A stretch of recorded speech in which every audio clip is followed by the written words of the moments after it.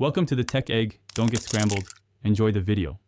In this video, I will show how to make pasta on the stove. First, select your favorite pasta shape, considering how it will pair with your sauce. Next, grab a large pot. This gives the pasta ample space to cook evenly.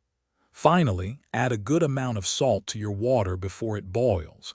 This is crucial for flavoring the pasta from the inside out, making every bite delicious. Once your salted water reaches a vigorous, rolling boil, it's time to add your pasta. Stir it right away to ensure the strands or shapes don't clump together at the bottom of the pot. Keep an eye on the cooking time, usually found on the package, but always taste test. You want your pasta to be al dente, meaning it's firm to the bite, not mushy. Hey everyone, if you're finding these pasta tips helpful, please hit that like button and subscribe for more cooking content. Quick recommendation, just like perfectly cooked pasta, life's too short for cheap socks.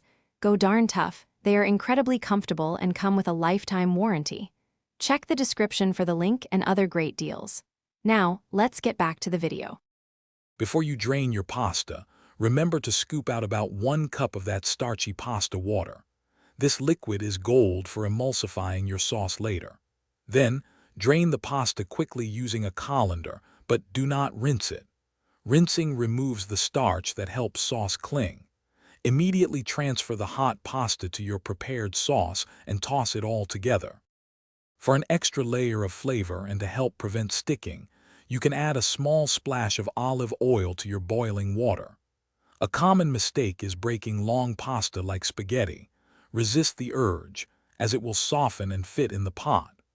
Finally, pasta is best enjoyed fresh from the pot, so serve it immediately with your favorite sauce for the ultimate experience.